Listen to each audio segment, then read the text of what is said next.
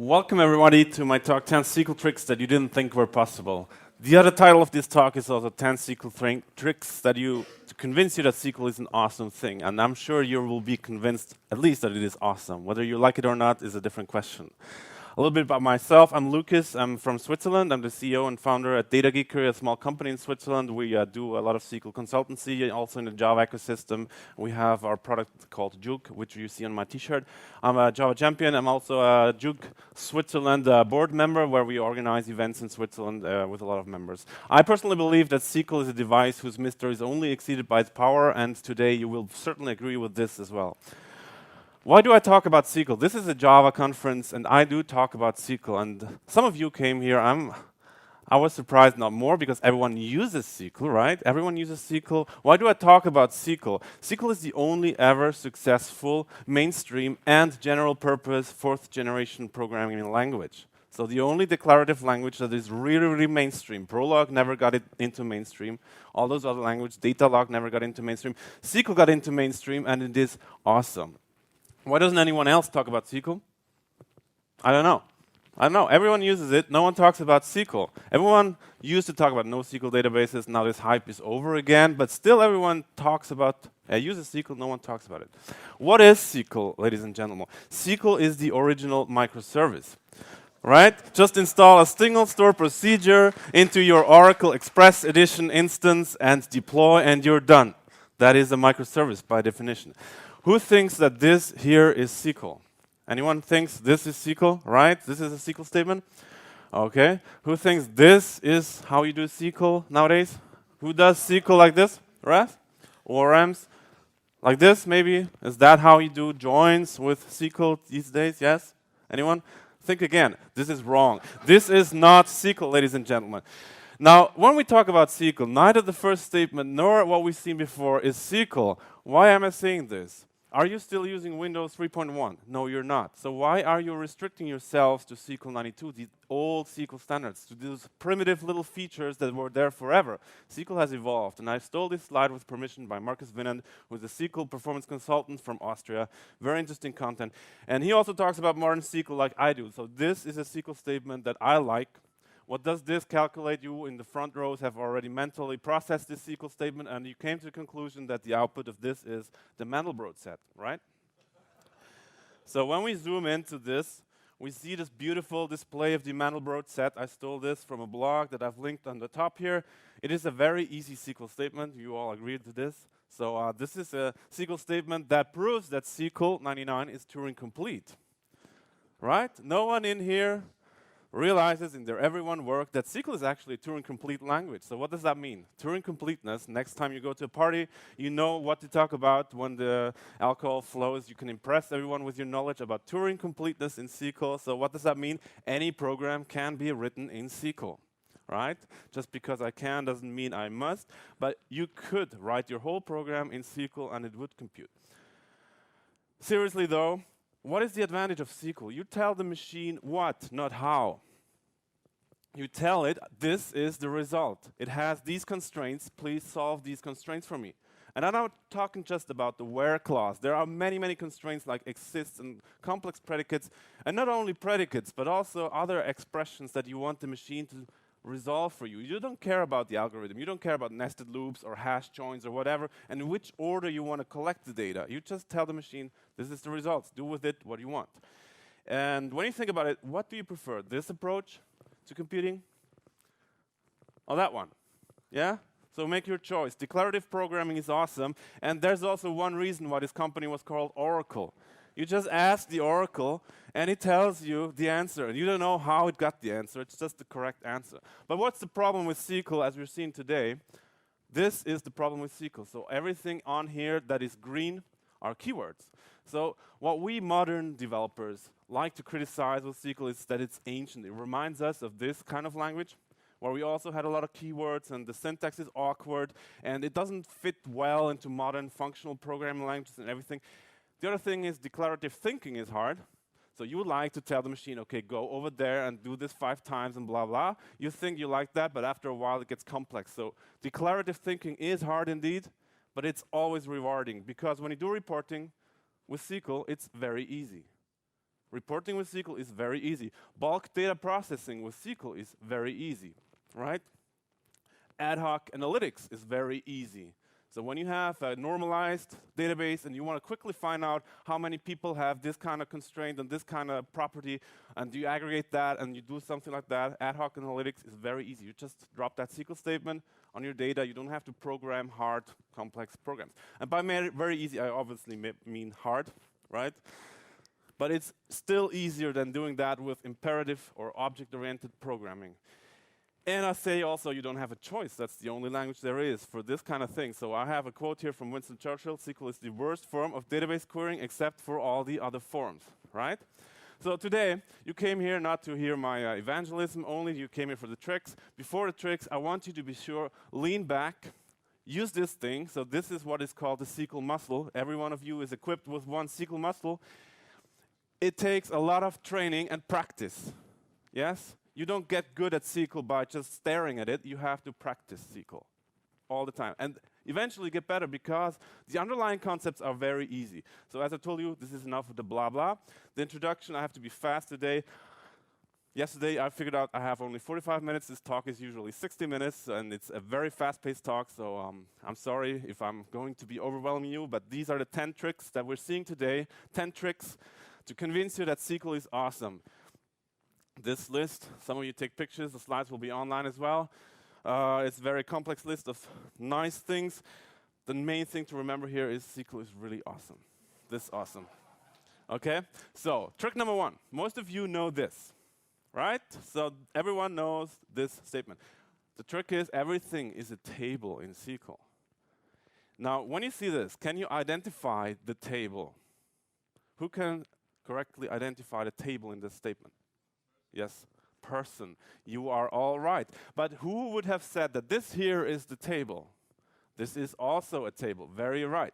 So in SQL, everything is a table. That's a very nice concept. So you can put this table, which is called a derived table, in the from clause to make it a derived table, and you can select from it again. You can also put this values constructor in the from clause in some databases. Not all databases support this. This is part of the SQL standard. Only SQL Server and Postgres are the popular ones that support this. Some less popular ones also do. You can just create an ad hoc in-memory table just for this use case. When you just need a little bit of data, you want to join that to some other table, it's very easy. So the values class, you may know me from statements like insert, is actually a table. When you run insert, you're inserting a table into another table. Think of it this way. It's all about sets. SQL is about set theory, so you're not inserting a single row. You're inserting a table that just happens to have a single row. In Oracle helps you keep your fingers busy. You can type the same thing, but still it's a table. And in Postgres, for instance, even this is a table.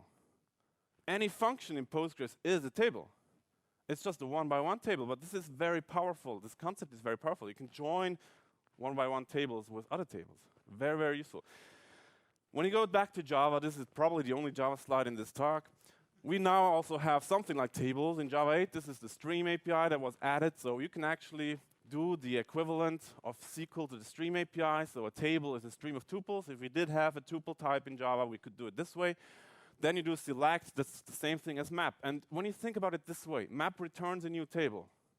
When you do map in Java, you get a new table. When you do select in SQL, it's also a new table, except the syntax is a bit clunky. You don't see that immediately, but actually conceptually, it's the same thing. And all of the statements are equivalent. So you can have join in SQL, you have flap map in Java. Of course, Java is not a declarative language, so be aware. When you do flap map, you're actually doing a nested loop always, right? But conceptually, they're the same thing. So a little side advertising here from our side. We have a product called Lambda. It's open source. It does better streams for you. So if you have the SQL mindset, which is the right mindset, and you want to program Java because you have to, you can do a lot of SQL-y things much easier in the Streams API with Lambda. All right. That was trick number 1. Trick number 2, common table expressions. They're the only way to declare variables in SQL, and few people know that, and few people use them as this, because when you build up a huge SQL statement, they're very useful to cut down the problem into smaller pieces. Afterwards, you have to optimize again.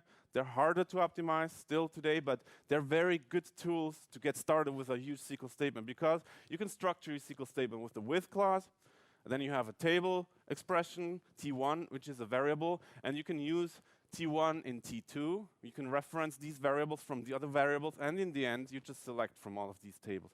Now, the one thing that I really appreciate with common table expressions or with this with clause is that some databases, or most of them actually, also implement the recursive form, and this is the recursive form of a common table expression, as you can see here.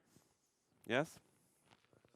Okay, so I stole this joke from Hadi Hariri. I just love this. It's a very good joke for this kind of slide here. But the thing is, a recursive common table expression always has this union all statement. So you have two subqueries. The first subquery needs to be the seed row or the seed rows. So it's the initial data set over which you want to recurse. And the second subquery of the union all statement is the recursion. And the recursion is defined here. As you can see, I'm selecting from the table that I'm about to declare, right? So when I do this, I can access the previously declared variables and increment this by 1. So I get this nice list of integers here very easily in SQL. Oracle has a special syntax for this, so if it's very easy iteration style recursion, you can use this. It's preferable in Oracle. When you have complex recursions, you better not use connect by. You use the with clause, right? So when we go back to this example, we've seen it all. We've admired this beauty. We've seen here, this is also with recursive. So the Mandelbrot set is a very wonderful example of recursive SQL because it's defined as a recursion that either converges or bails out. So we can do that with SQL very easily. If you agree on the easy part, it's a different question, but it's actually rather easy, actually. So applications for recursive SQL, iterations from 1 to 10, or generating all the dates in July. If you don't have them in your table, you want to have them pre-calculated in memory. That's one example. Or generating graphs. You can do, if you have just a few graph database queries, you don't have to install a graph database for that. If they're not very, don't have to be calculated very efficiently, SQL might be just enough. Right? Okay, trick number 3. And it's really fast-paced, as you see. You don't have time for questions, really not. It's too fast-paced. What is a running total? A running total is something that your project manager can explain to you because it's very easy to do with Microsoft Excel. In Microsoft Excel, you have these kind of values, and you can just say, okay, this value is equal to the two values above subtracted from each other, and then you take the crosshair, and then you run through your spreadsheet, and then you have the running total, right? So this way you can calculate the balance of the amounts recursively again. So this is a running total. Everyone is clear with a running total is? How to calculate those? We could do it with common table expressions, but there's a much nicer feature in SQL called window functions. So who in here does know window functions? Oh, many of you already do. Wonderful, wonderful. So who doesn't know window functions? So it's about 50-50. So for some of you, this is not news. For the other ones, it is news. For those of you for which this is news, please remember there was SQL before window functions, SQL after window functions. These are even more powerful and simpler than common table expressions. Remember these two features. What are window functions? They're aggregations or rankings on a subset of rows relative to the current row being transformed by the select. So this is a lot to digest if you've never heard it. You can access, in short, you can access rows relative to the current row. So you can look ahead or behind and do aggregations or rankings on these windows.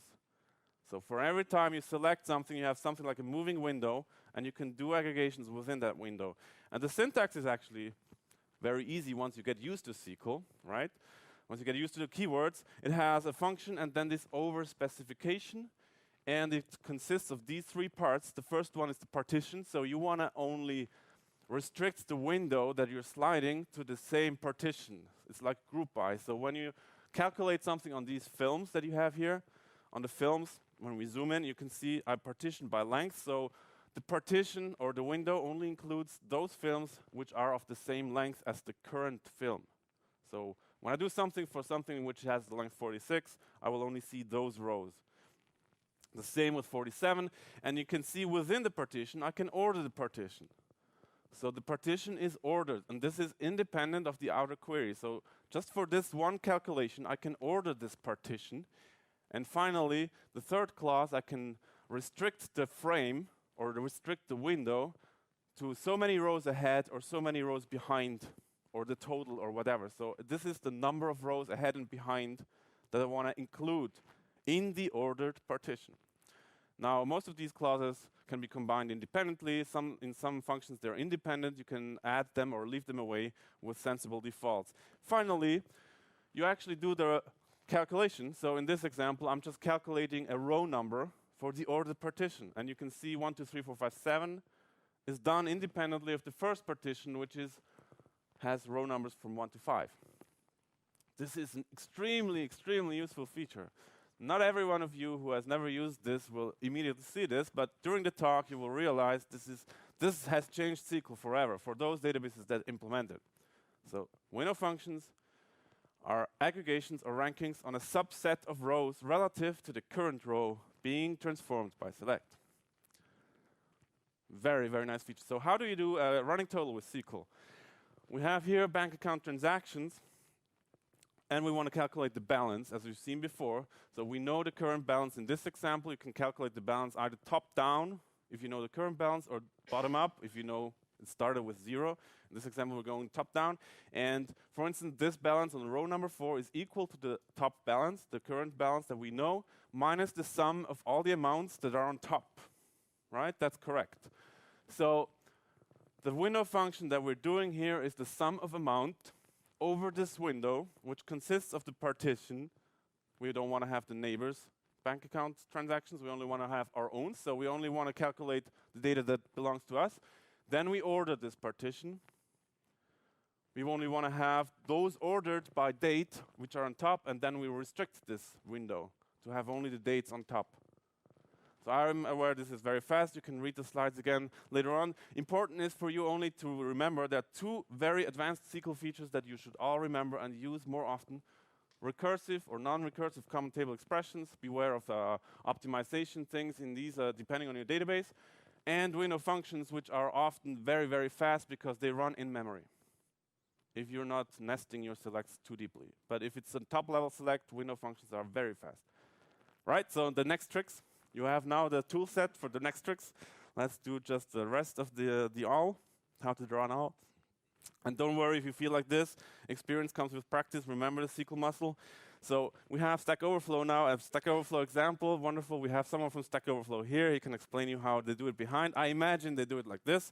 So we have batches on Stack Overflow. So one batch that you obviously all have is the enthusiast and the fanatic. Some of you also have because you're visiting 100 days, one after the other. Without, you ignore the birthday of your wives or whatever, or the wedding day. You ignore it, you go to Stack Overflow. If you miss one day, you don't get the batch. So, right, for instance, me, I have all these batches. I have a lot of reputation as well. And how do we calculate this? Right, so this is the login times, right? We have the login times. We don't care about the times.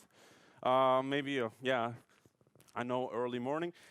We only care about the dates, so we know how we do this. This transformation is very easy. We do just select distinct. We upcast login time to remove the timestamp information, and then we get the dates.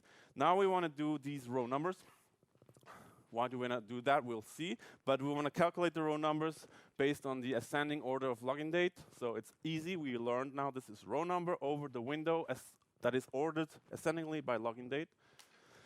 That calculates the row number. Now what happens if instead of selecting these 2 things, we subtract them? In most reasonable databases, subtracting an integer from a date gives us another date because the integer is the number of days. And what we get here is some random dates. We don't care about the dates, but the interesting thing is 14 minus 1 is 13. 15 minus 2 is also 13. But suddenly 18 minus 4 is 14. So when we have a gap that we all see with our minds on the left side, but the machine, how does it detect the gap? It doesn't just know, but we've seen it. On the right side, on the other hand, when we subtract it like this, we do get this gap as well. Very, very nice. So row numbers are consecutive. The reason why this works is row number never has any gaps. That's how it's defined. Row number is a consecutive, continuous series of integers, depending on your order by clause. And our data, however, does have these gaps. So whenever we have the gaps, and it's not consecutive, we get the gap. And we can order by, we can group by these random dates, do some aggregations, and we get this result. The longest series of consecutive login dates with no gaps can be found like this, right? So this is the full query. You will have to optimize it a little bit. This is just a trivial example how to explain it. It's very easy, as you have seen, if you're used to SQL, so you will write this right away, right? So the difficulty is obviously to get the idea how to solve the problem, but when you have the solution path, it's very easy to write with SQL. Okay, harder problem, finding the length of a series. So the length of the series that we have here are these. We want to calculate these lengths of the series. And if you're observing closely, what is the series? The series is 2 times the positive amount, 3 times the negative amount, 2 times the positive, negative, positive. Just a random definition of what is a series. And how do we calculate this with SQL? For instance, we can pre-calculate these values again. So we don't care about the exact amount, we just care about the sign, which is what defines a series, positive or negative. And again, we're doing the row number thing, right? That's easy to calculate. We do it like this. Most databases have a sign function. Otherwise, you have a workaround to calculate this sign function. Now the harder part. One example of how to solve this would be by calculating these low and high values on each row. So what is low? Low is when we're on the first row of the series, we want to have low to be equal to the row number. Otherwise, we ignore it. When we're on the last row of the series, we want to have high to be equal to the row number. Otherwise, we ignore it. And so on and so forth. You see, row number 4 doesn't have any value because it's not the lowest nor the highest value in the series. So that's what we want to achieve. So this example here, low and high is the same. And 99 as well. So how do we do this with SQL again? So those of you who know window functions will immediately scream with, yeah, which ones? Lead and lag, exactly. No one said it, but you can come up.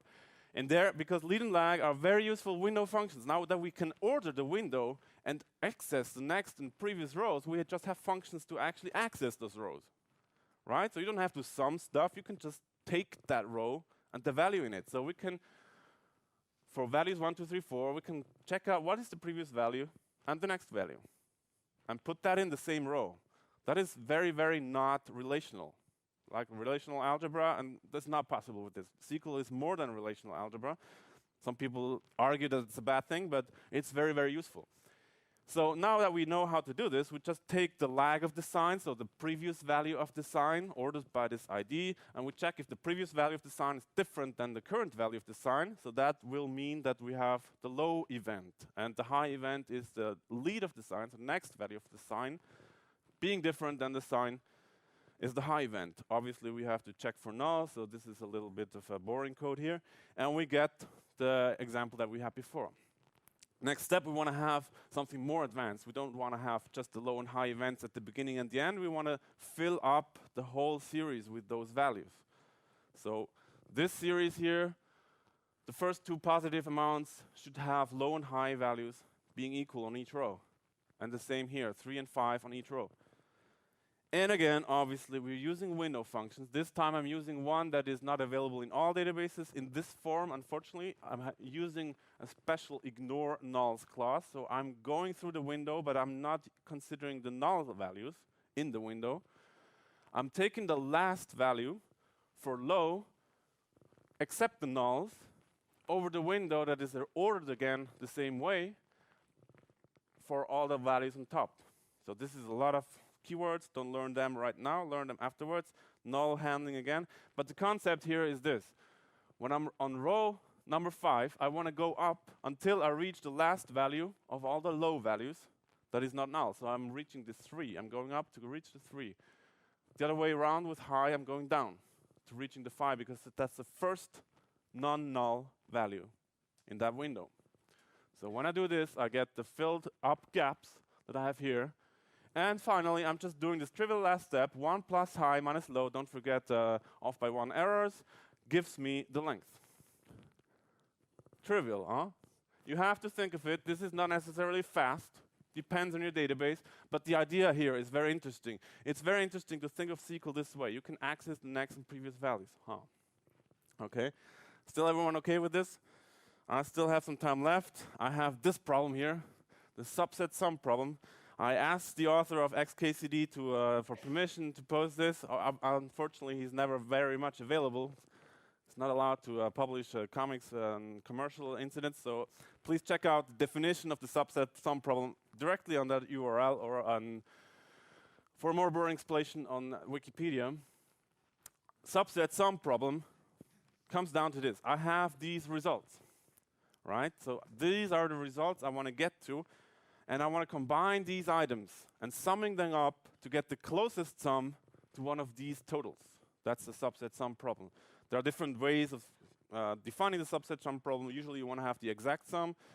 In my case, I want to have the closest sum, and you all mentally process the result already. So this is the result for this sample, right? Exactly, it's very easy to calculate subset sums. The naivest possible algorithm is exponential. That's the one we're looking at today. This is not at all performant, obviously. There is a polynomial algorithm that is approximative, and it would probably fill the whole talk to explain it. So I'm skipping that. It's this one that we're solving, 2 to the power of n subsets, and we need to sum at most n elements, right? So you're all ready. We just calculate the sums, and then we just calculate the closest sum, and then we're done, right? We already have the toolkit. Now we can do it. So how to do it? Yeah, it looks like a university example, right? I'm just trying to prove and make a point here. It's possible with SQL. You probably wouldn't even solve this problem because it's exponential, but it's possible with SQL. And always remember, you can always do anything with SQL. So in this example, I'm just quickly skimming through these because it would take too much time today. But essentially, you're just adding one item and then maybe the next one to a sum. Or you can skip items, then you have a new sum. So all of these are valid sums. And in the end, you just, for each item, you say, is it in the sum or not? That's the algorithm, the naive exponential algorithm. It's very easy to program with any language, also with SQL.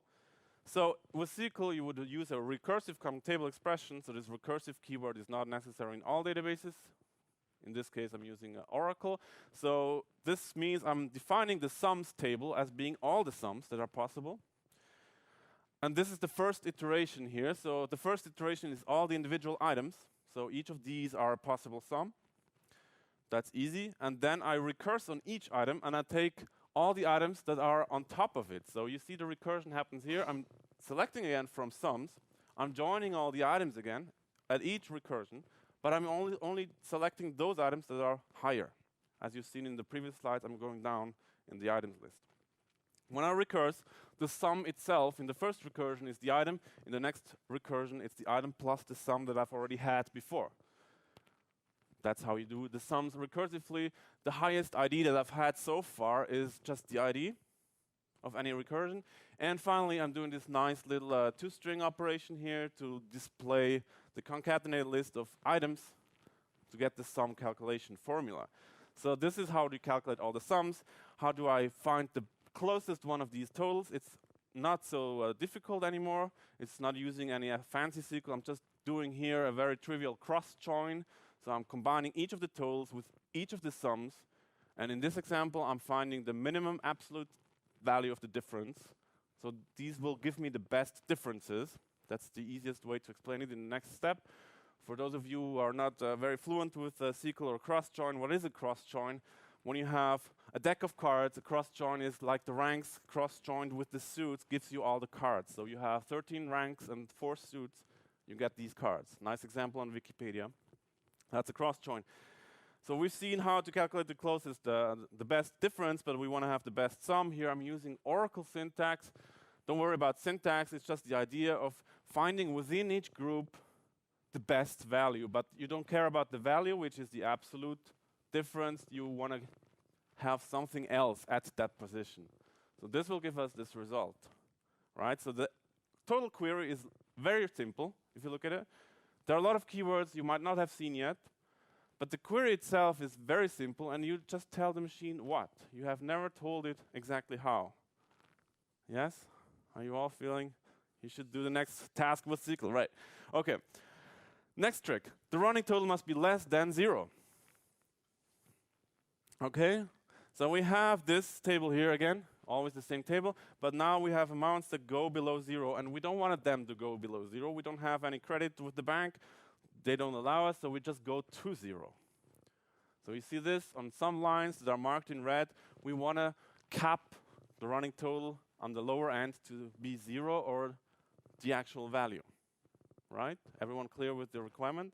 So in Microsoft Excel, this would be, again, very trivial. You just do an if inside of each cell, and you do the running total again, and then you would always take the greatest value of 0 or the sum that you calculate on top or below. So Microsoft Excel, ladies and gentlemen, is the first application that's been really mainstream reactive programming. No one thinks about Microsoft Excel when they hear this buzzword, but reactive programming means you have a cell, you modify it, you have dependencies, all the dependencies update automatically. You don't care about these things, so this is reactive programming. We can do reactive SQL, ladies and gentlemen. So how to do it? How do we do it? Will we use window functions? Probably possible, maybe not. It's very, very hard. I'm saying it's probably not possible to do this in a reasonable algorithm. It will kill the database, maybe. I've not tried it yet, but would you use recursive SQL? Yeah, it's possible, absolutely. That's a very good use case for recursive SQL in an exercise, but it's not geeky enough. Are we going to use obscure vendor-specific SQL? Of course we're going to use that, because someone else will maintain it, right? And we're this girl here, yes? Okay, so what we're using is Oracle. We're using Oracle for this example. Oracle has this model clause. And you can put model after each table, and that's a wonderful thing, because model is actually spreadsheets in the database. So it has these main 3 clauses after model. It has a huge amount of clauses that I'm not explaining here. It's probably a known programming language actually inside of SQL, but these 3 are the ones that you have to specify, and they're easy to understand. So the dimension clause is just like in Microsoft Excel. You have dimensions of your spreadsheets, right? In Microsoft Excel, you only have 2 dimensions. Usually you use only one of them as a dimension and the other one as a measure, as we've seen afterwards. In Microsoft, in Oracle database, you can have as many dimensions as you want. You can calculate string theory stuff with 11 dimensions, very easy. Measures are the values in each cell. So in Microsoft Excel, you only have 1 value in each cell. With Oracle SQL, you can have a tuple, so you can have as many values in each cell as you want. That's very useful as well. And here, the rules are a list of rules, unlike in Microsoft Excel, where you have the rule inside of each cell. But it's the same thing, so you can have as much powerful rules as you want in this list. Now let's solve the exercise. We're first adding just this total column with a derived table. Remember, everything is a table, so we have a new table that has the total initialized to 0. And then we add model. The dimension is trivially row number, so we just add this row number again. If anything you remember from this talk is tomorrow you will start using row number all over the place. But row number is a perfect solution for getting dimensions because it's consecutive, has no gaps, and it doesn't have duplicate values. So we're using row number. The measures are all of these columns. We don't really use the measures feature here. It's just all the columns that we want in the result. And finally, we have this small little rule where we say total of any dimension value. So at any position, the total is defined by the greatest value of 0 and the total of the current value of the row number. So at the current, it's hard to explain. Just remember it's CV of the row number. You go up 1 column plus the amount of the current value, and then you're done. That's the Microsoft Excel way. You actually just pulled the crosshair across your database table, and you're done. Again, with this boring getting nulls right in SQL. And you remember reactive SQL, this is the future, ladies and gentlemen. Okay? If you want to learn more about model, just read this white paper. Don't copy paste the link. Just Google Oracle model white paper, and you will find a very well explained white paper about model. Okay, time's running up slowly. We still have 11 minutes. This one I'm going to go through rather fast. Some of you are perhaps in fraud detection, or maybe in you do analytics, real-time analytics on a lot of data on your bank account transactions, or you want to do stock exchange analyses, you do time series pattern recognition. Now this is a very specific domain. If I have these these data again, I might want to have a trigger that happens at some event. And the event here, if you look closely, so we have again series with lengths, and the event here is, when we go from bottom up, it's the 3rd repetition, right, of this minus sign. And in words, the trigger, we want to have a trigger on the 3rd repetition of an event if the event occurs more than 3 times. So it's kind of a problem. you might not immediately jump to solving it with SQL, but if you already paid billions to Oracle, you can do it very easily. Again, with this, remember, vendor-specific obscure SQL, and it's extremely interesting.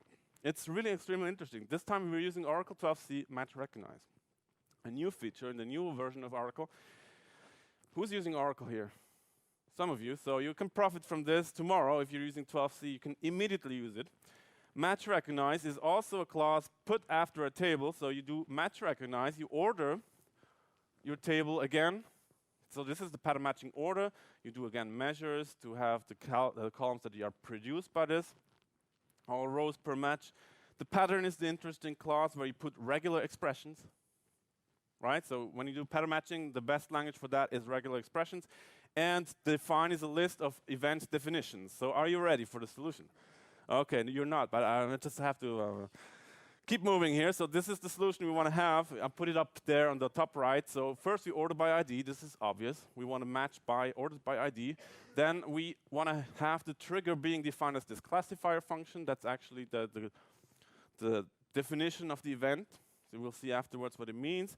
The pattern is this. So we have a start event, optionally followed by this event, combined RXR. So R stands here, it's just my notation. It stands for repetition, and then X is the trigger that we want to have. And then R plus means it must be more than 3, right? So I have another repetition, maybe 4, 5, 6. You will have to read the white paper anyway. Don't remember all the details, but these events are both the same, R and X. They only differ in the way that I name them, so I can use them differently in the pattern. They're both, the sign of the amount of the current row being pattern matched is different, no, is equal than to the previous sign of the amount, right? So when it changes, I don't have the events. When it stays the same, I have the event. This is the full query. This is the result. You can see the pattern matching works. So the only place where it really matches here, it doesn't match because I don't have the R plus fulfilled. So I always get this start event. Here I have the result, what I'm looking for. Yes? And because I don't care about R and S events, I just remove all that's not X, and I get this result. So that was extremely fast. I just wanted to show you that these kind of things are also possible in SQL, especially if you're using Oracle. So we thank Oracle for this nice feature, right? And if you're interested, read the white paper. Everything is very nicely explained, step by step, much slower to read than in this talk. Just Google Oracle Match Recognize white paper. Now that you're experts with SQL, the following is also almost trick number 9, too embarrassingly simple. I'm almost ashamed to present to you pivoting and unpivoting.